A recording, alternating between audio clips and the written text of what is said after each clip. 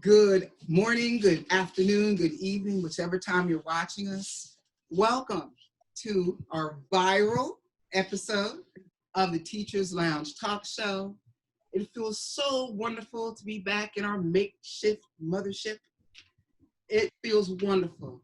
At this moment, before we go on, I must thank Minister Malik Shabazz for giving us this time, for remembering us.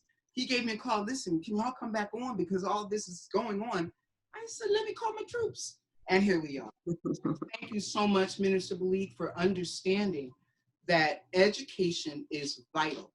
And we need newsworthy or conversations just on education. Okay? At this moment, I also want to thank our sponsor, Available Geeks, and David Mohammed. Thank you so much, Available Geeks, for handling our technical needs right now. I will say to you, if you need your website built, please contact Available Geeks. That's availablegeeks.com. I am your host, Mrs. Piper, and it's so wonderful to be back. As I said, we're going to introduce the other hosts. Candace, can you please introduce yourself? Hey guys, welcome back. It's Candace Williams here, founder of Irby Education, also your favorite reading specialist in the Detroit Charter Schools. Donovan Gardner, lead special education teacher, DPSCD. William Weir, retired DPSCD educator on the 482 Forward's Law Committee and on their Trauma Education Committee. 482 Forward is a education social justice group for the city of Detroit. Excellent. And myself, I'm Mrs. Piper. I teach ELA at DPSCD. Okay. I just want to do my own personal wellness check on my hosts, on my co-hosts. How has everyone been surviving COVID? Candace, how have you been surviving COVID? Oh, Leslie, it's been one heck of a ride. I mean, first, having two young children, right? I have a kindergartner and I have a middle schooler. So trying to balance home, work, and business all at the same time has been a roller coaster ride. But being able to be at home, it does give me some joy, so. Excellent. What about you, Brother Donovan? Practicing social distancing, only going out for the essentials. I broke down and brought a second refrigerator.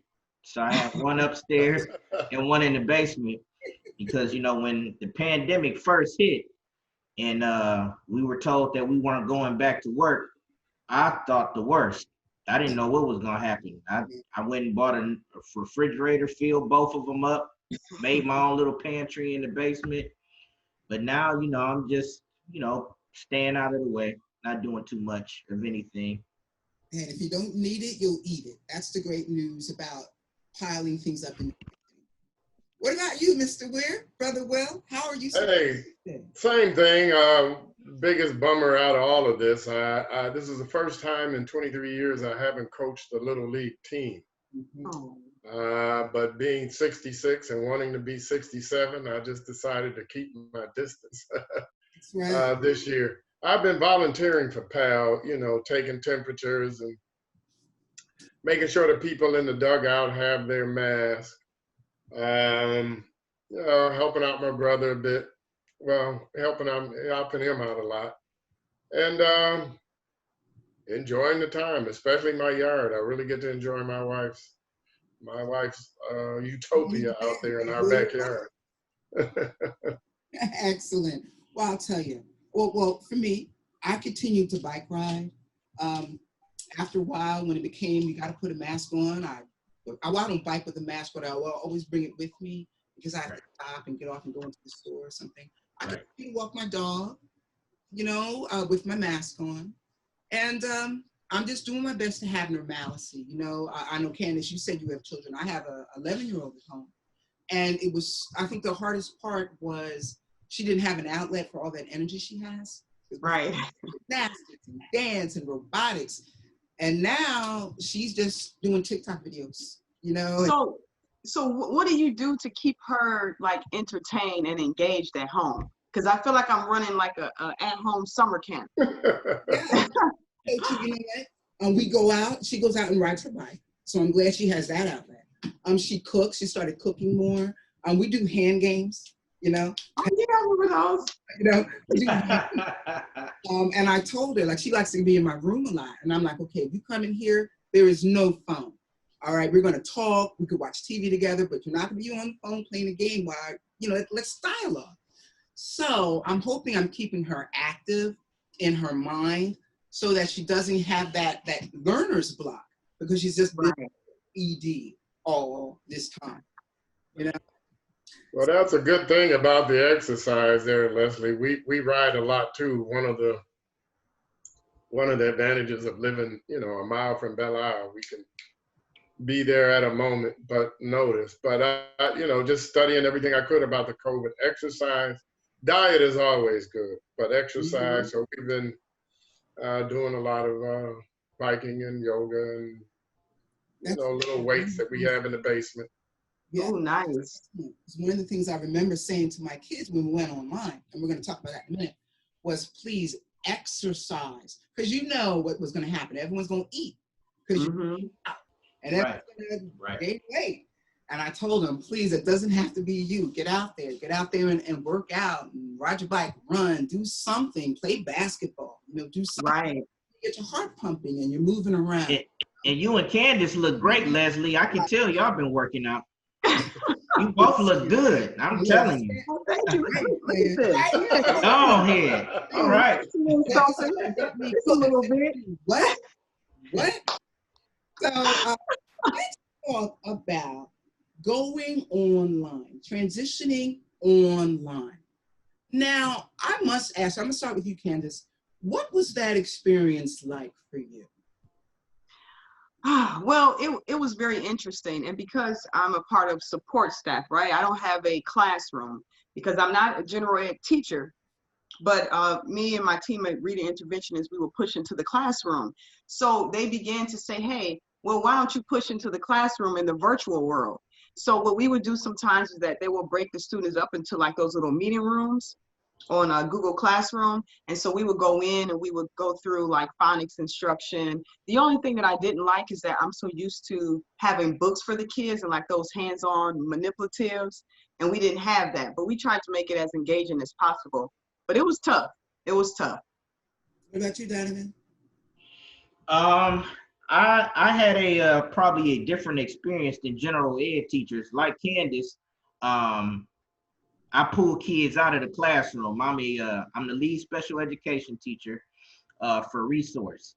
I pull kids out of the classroom and I work with them, or I push into their classrooms and work with them. But since we've gone virtual, DPS had ordered a reading program for special ed students. It was called Max Scholar. So what I would do is I would call my students up. I would log in to Max Scholar. Max Scholar? You said Scholar? Yep, it's called Max Scholar. Okay, I'm SCHOLAR. MAXCSCHOLAR. Okay. Max Scholar. But it was a good program.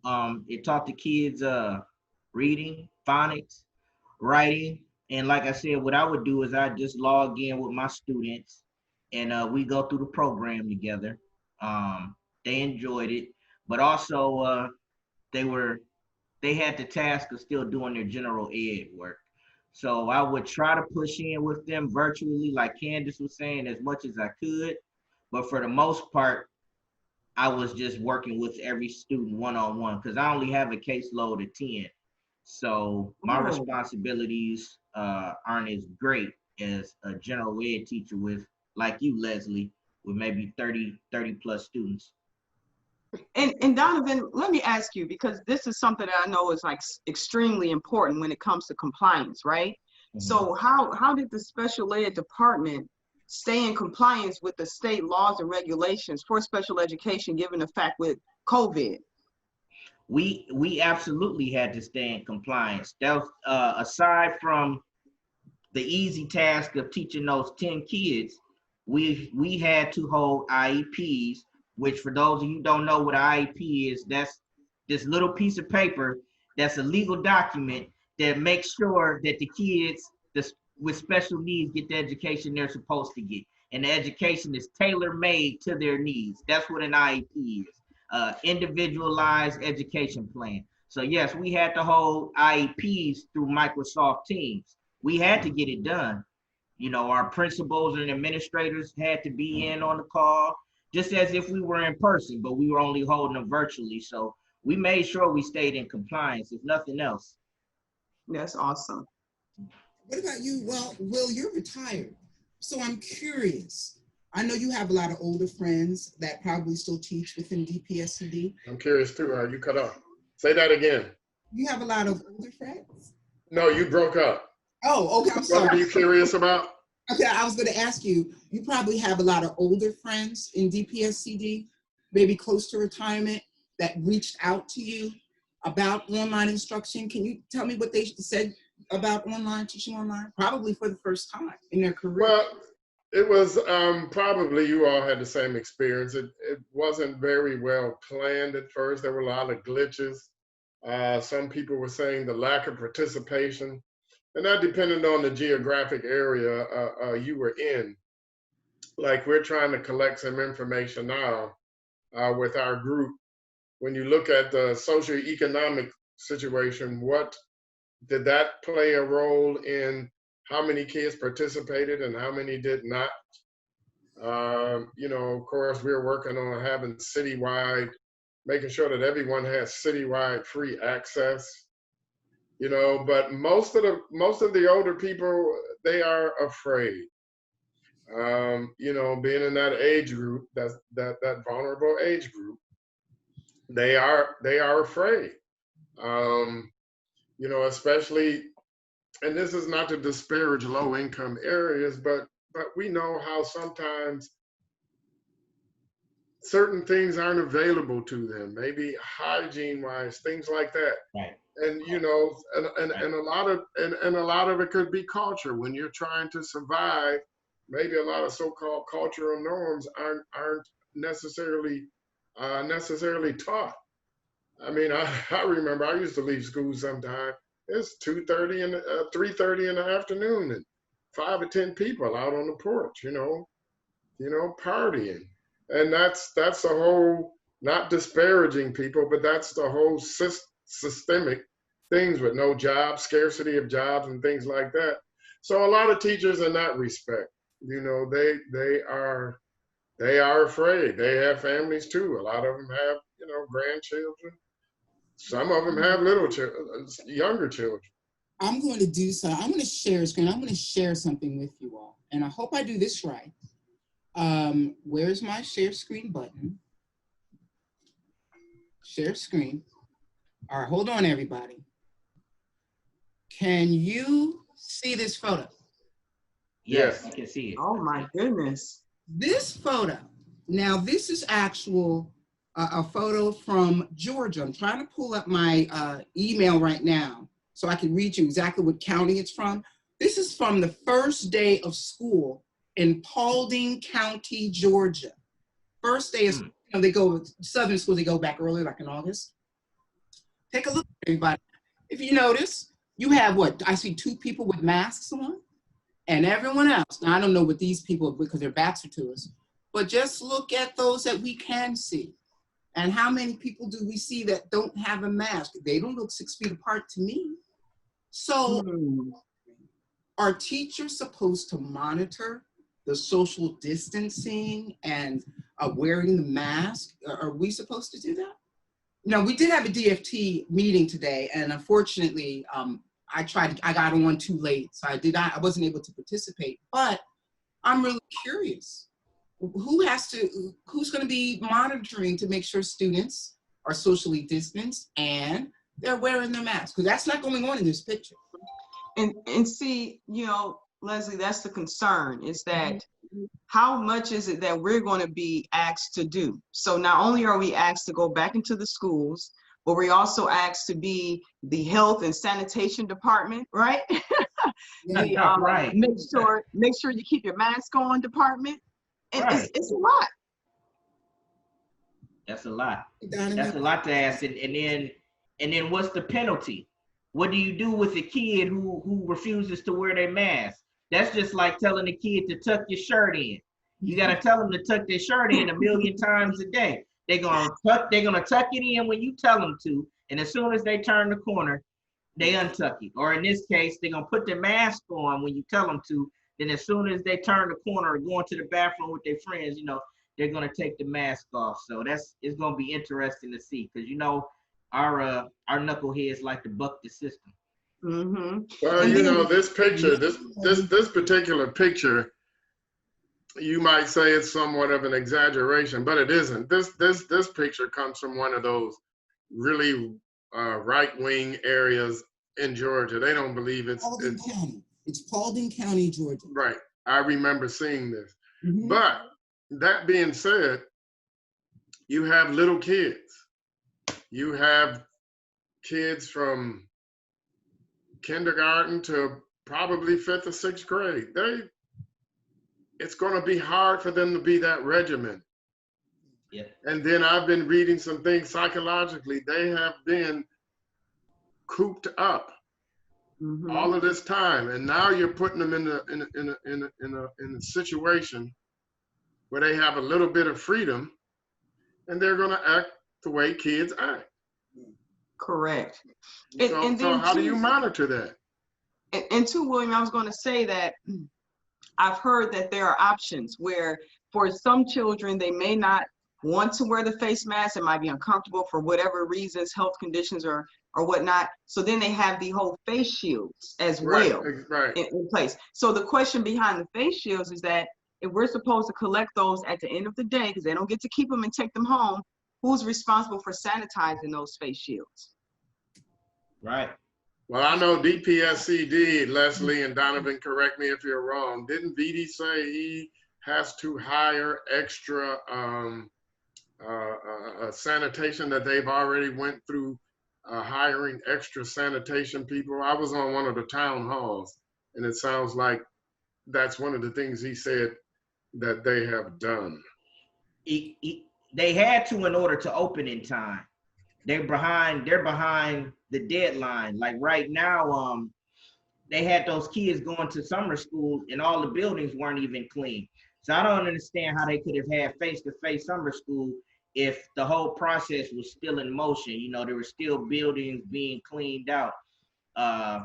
So I'm talking about with the coming semester.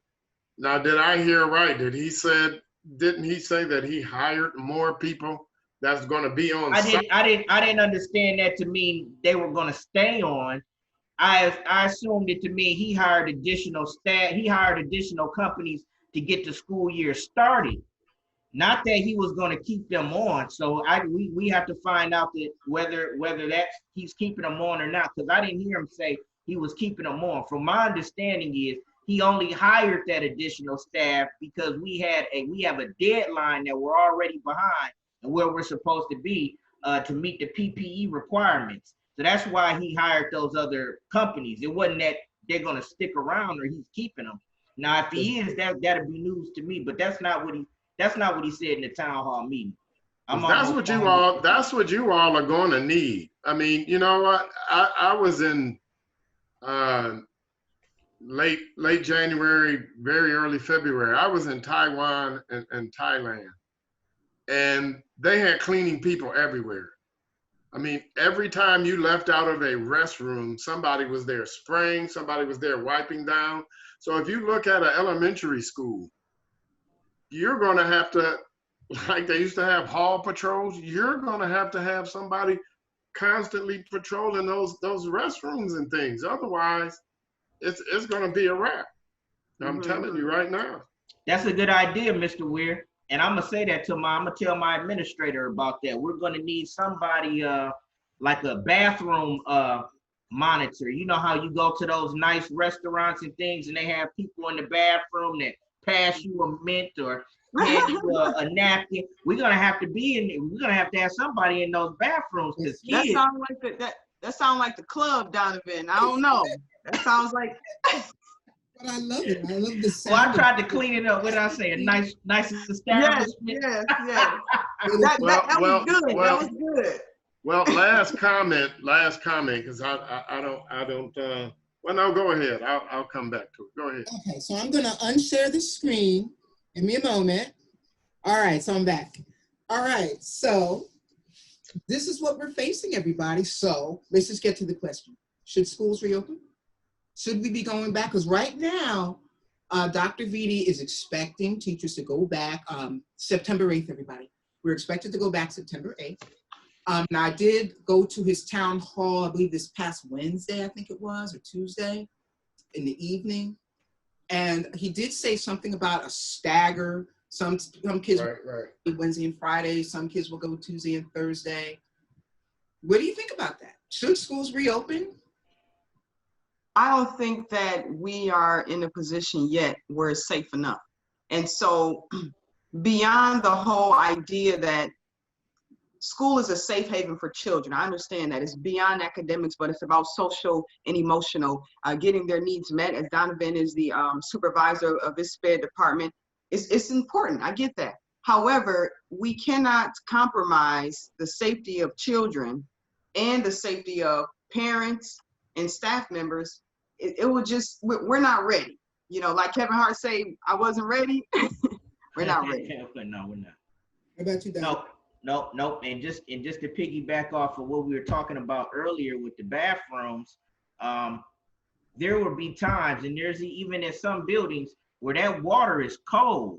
There is no hot water in these bathrooms. So unless they went in and made some serious plumbing changes, which I highly doubt they did, you can't even clean your hands good. There's been times in the middle of the day where there's no soap available. There's no toilet paper available. A classroom just came through and used the bathroom and some kid decided to pee all over the place. You know, they don't keep those, and I'm gonna tell you something, and I love the custodians. I respect everybody from the custodian down to the principal the same way. But let's just be honest. Those custodians are gonna open up those classroom doors, and if the classroom looks decent, not dirty, they're not gonna clean it. They haven't been doing it, they're not gonna start doing it. So there's still gonna be custodians doing a half behind job cleaning up. The bathroom situation and dealing with the pipes and the plumbing is still a situation that hasn't been addressed. So yeah, we're not ready. Our building infrastructures aren't ready to deal with COVID. I know my room doesn't have any windows that open. Donovan, the only thing about what you just said and what we're trying to do,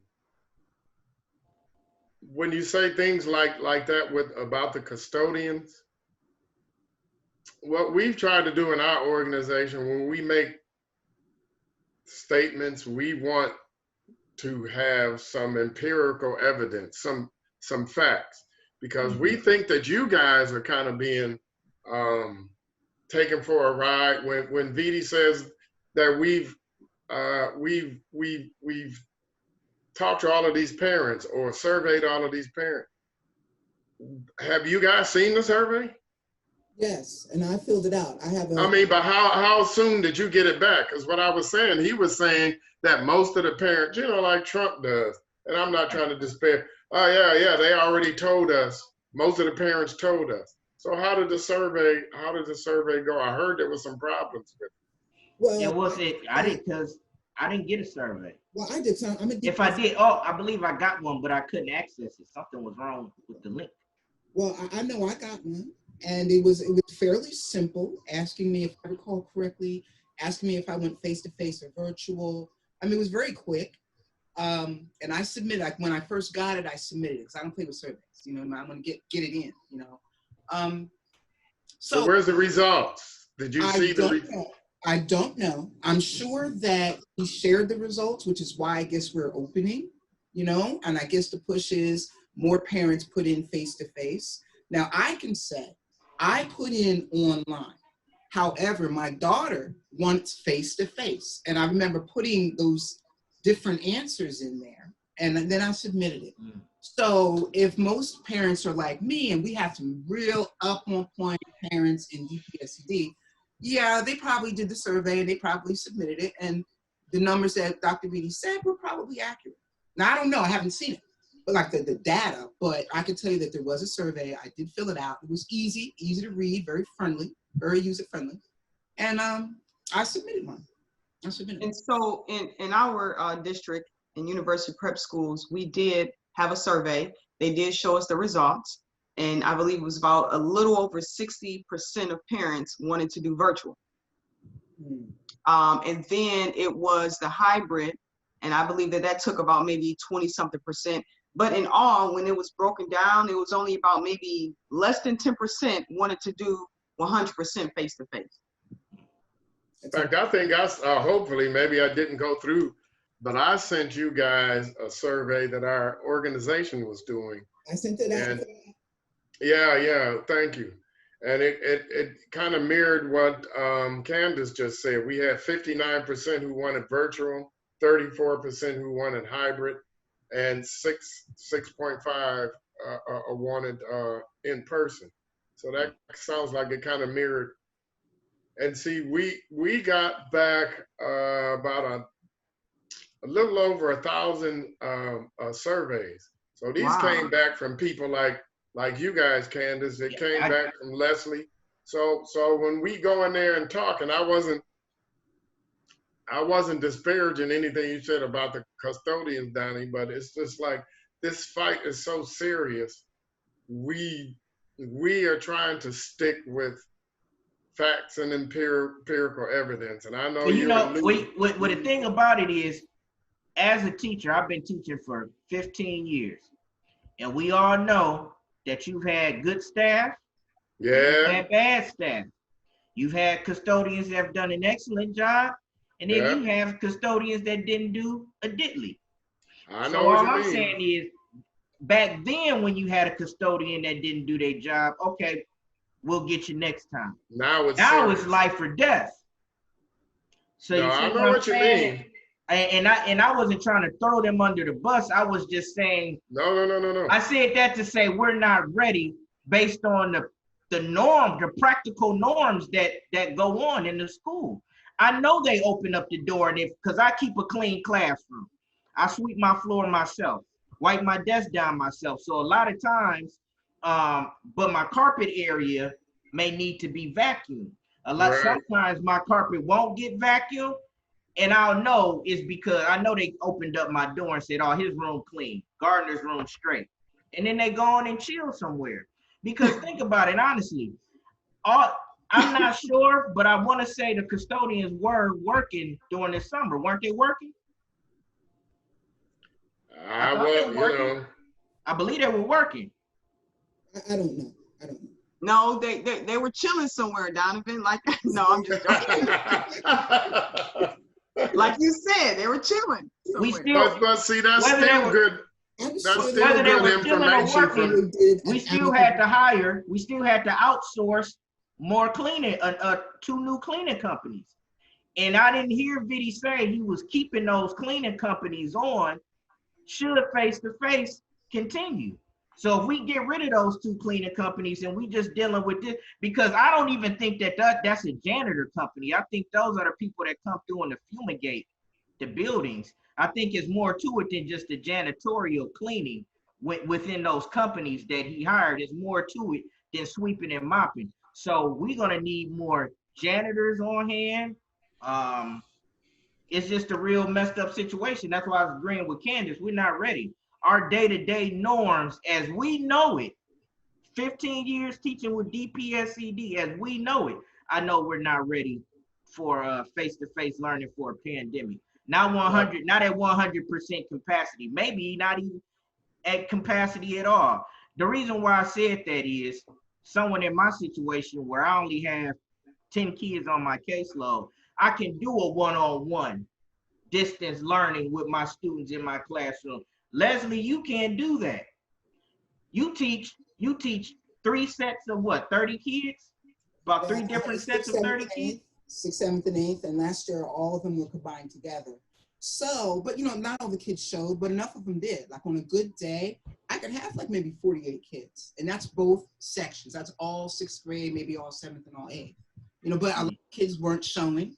A lot of the kids did show and didn't participate. Maybe they would just say hello and then mute themselves, you know.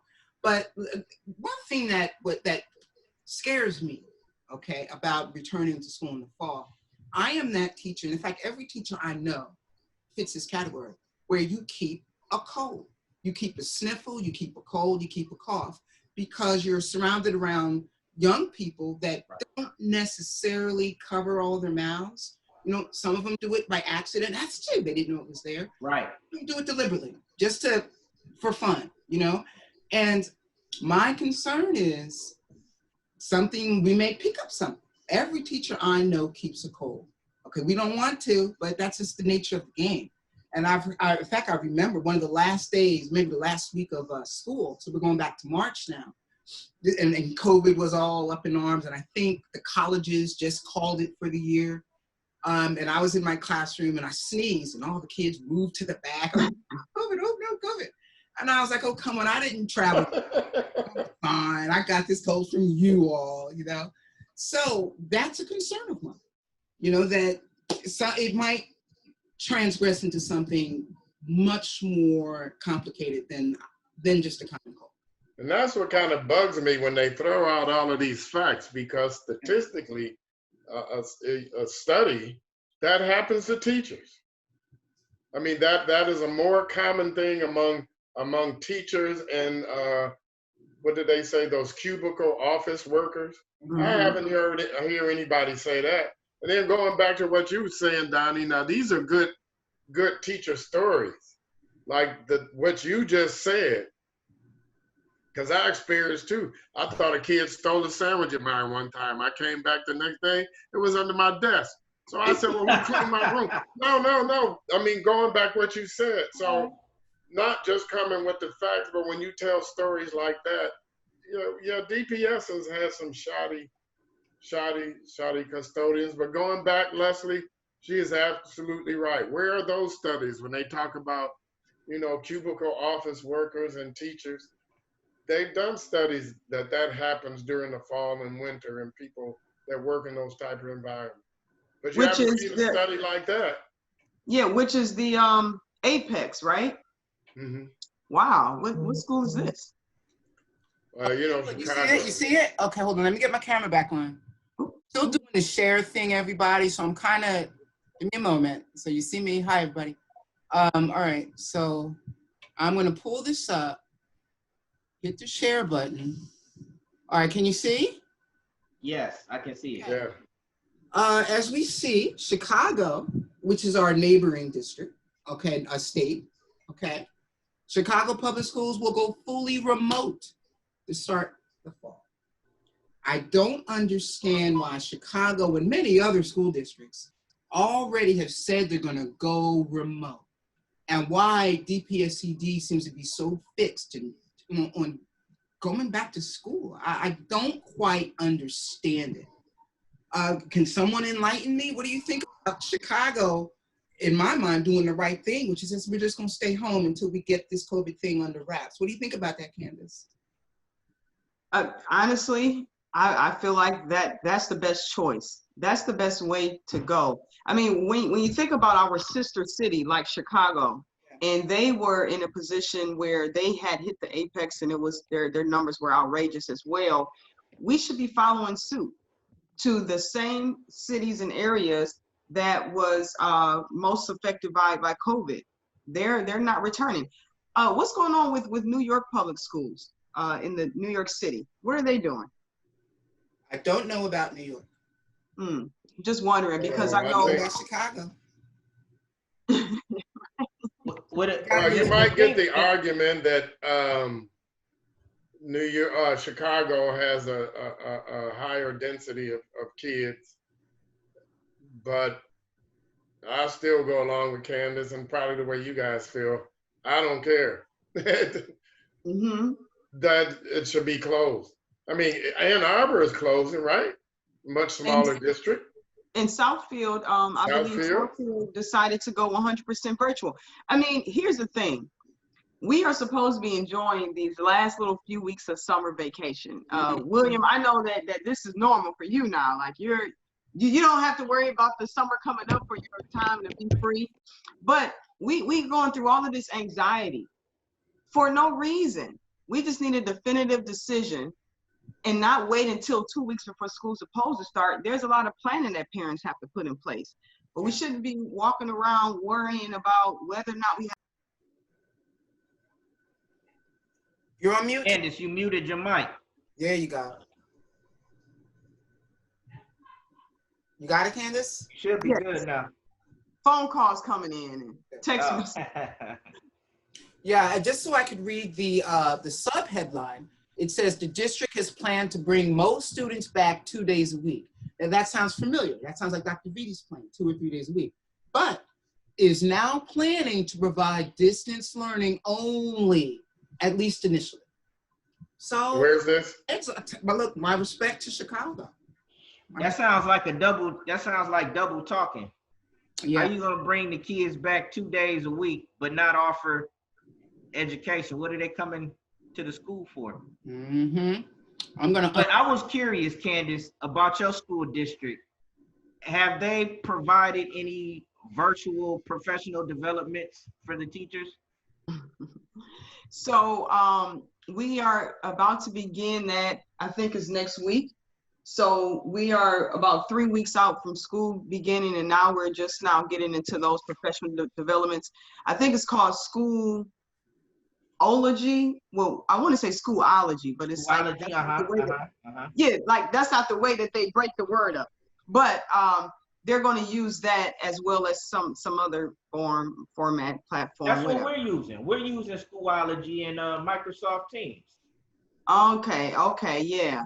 But the reason why I ask is because I'm wondering why Vidi didn't say, okay, we're going to go 100% virtual, or at least with the intent of going 100% virtual, and then in return providing professional developments throughout the summer for the teachers. Mandatory professional developments even. Like, okay, let's say you offer it every week because people may be going on vacation.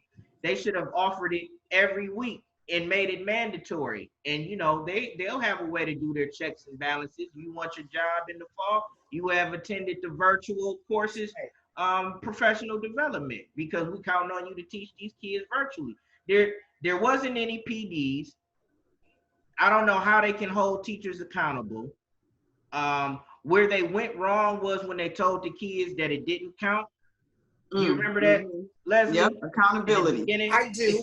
They said it didn't count. This was just enrichment, was the word that they used. They said this is just enrichment. So it's hard enough to get our kids to do their work when it does count, let alone you tell some 5th grader who's at home by himself that this is just enrichment. He's not going to class. Mm-hmm. You know, the only computer he playing is Call of Duty or something. Not Call of Duty. Donovan, you come with those one-hitters, don't you? You just come with them. I love it. So, William, you were saying, what's the deal with New York public schools? Yeah, I just read a New York Times article that said that they are planning to open, but the teachers are threatening to strike. Well, there's a little chat button down there, guys. I do remember that you could use if you want to interject. Oh, yeah. Okay. Yeah. This is our first Teachers and Lounge I think- show viral. So Yeah, so if you press that button, but yeah, it says that they plan to open, but it sounds like the teachers are going to go back on strike. They said they do not have enough nurses to staff these schools. So. Oh, Jesus, not the nurses at the school. Leslie, do Yes. we have a strike fund? do we have what? Does DFT have a strike fund? Where? If you do, if you only plan on being out for the rest of the day, you might have enough money. I mean, you know, Oh, that's so that's going to be my next. No, I don't know. I know, you know, but seriously speaking, there might be some, and you know, AFT, they helped the last time. But then you got all these knuckleheads who weren't paying dues. You know, so if you have, it's going to be. Doesn't say no. No, I thought I had the one with the Amadeus paying member, but I don't. No. If you do, it's probably going to be depleted quickly. Why is it depleted already? No, I'm just saying it probably will be depleted. you know, with the right to work, there was a lot. They had not a big number, but a significant number of people who weren't paying dues. Yeah. At least the last time when I checked. That'd be So, a good thing to ask Terrence, Well, Leslie, let me say this. or Lakia. The DFT meeting that was tonight, I tried to get on and I couldn't because it was full. It was full to capacity. It was at full capacity. That's what I don't know. I think it was Maestro, however you pronounce it. That was the platform that was used. And it was full. It was full to capacity. I couldn't get on. I was cursing. I could not get on. wow. Obviously, So people how do you are- find out what's going on, I Leslie? received an email. I received an email. Okay. Yeah. Yes. And so my last question, because I got to keep an eye on the time. I think we have 4 minutes left. I think. All right. Remember, this is our first. Is that right, Candace? Yes. Yep. It's 7:20. Okay. So we have 5 minutes, right? 5 minutes. Okay. So this is going to be the last question for the day. All right. If DPSCD teachers have to go back, should we strike? Should there be a strike? What do you think, Candace?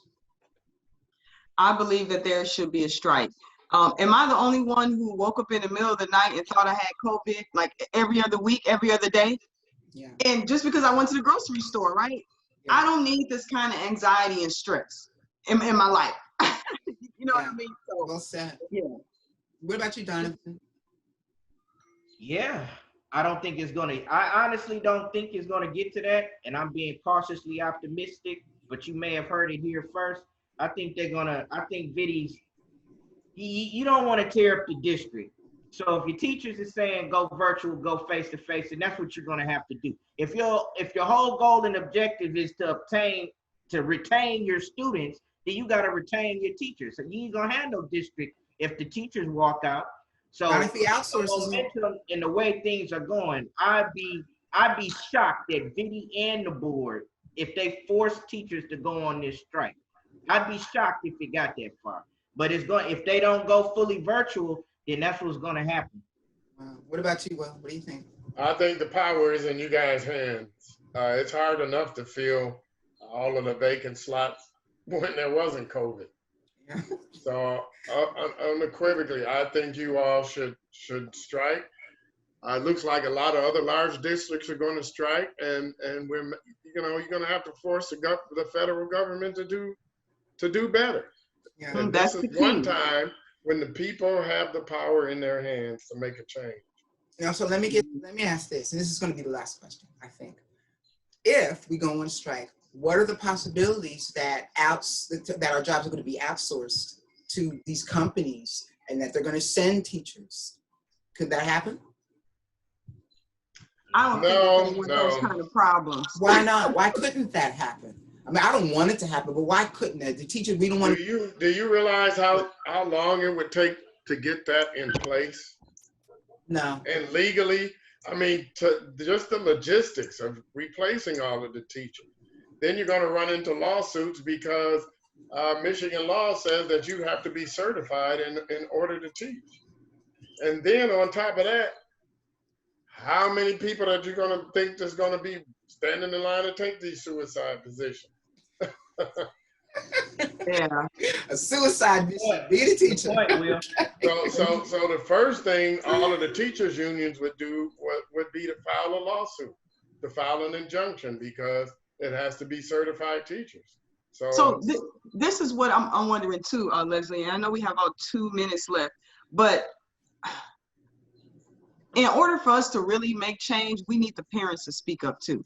Yeah. You know what I'm saying? Yeah. It's like we're trying to rally together and gather together, but meanwhile, it affects their children. So we need the parents' voice as well. If possible, could we all reach out to a parent? You know, and here's the great news about going viral. It doesn't necessarily have to be a Detroit parent. It could be a parent wherever, as long as they're in the United States or abroad, because the world is dealing with COVID. I am really curious about what parents feel about going to school, or because I've heard some interesting critiques. Do we have enough time, Candace, for me to make this point?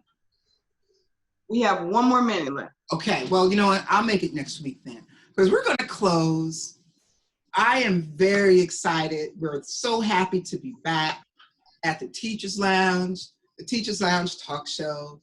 It just feels great to bring you what's going on, and we're on the front line. All right, we attend the meetings, and here's DFT all day, all and every day.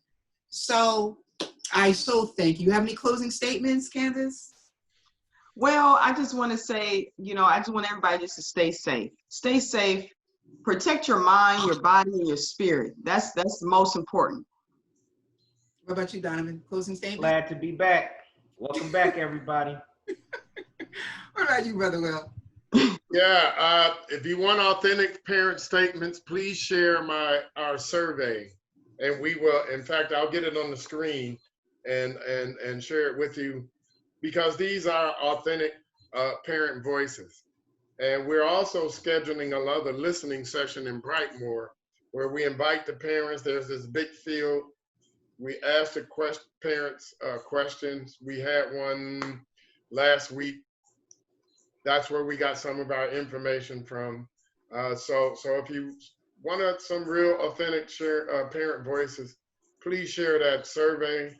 And it's public. I'll share the results with you. Excellent. Thank you so much. And I'm glad to be back. It's good to have you all. Thank you so much for joining us here at the Teachers Lounge. Next week, our guest will be Lakia Wilson, DFT Vice President. So please make sure you tune in for that. And we could probably talk more about this strike issue. That's why I know I'm going to bring it up. So thank you so much, everybody. We will see you next week. Again, thank you, Minister Malik Shabazz. Thank you, everyone, Junior, RJ. Thank you so much. Thank you, Available Geeks. Thank you, Urban Education. Thank you, thank you, thank you. God bless, and we'll see you next week. Bye. Bye, guys. Yeah. That was good stuff. All right, I'm going to turn it off now.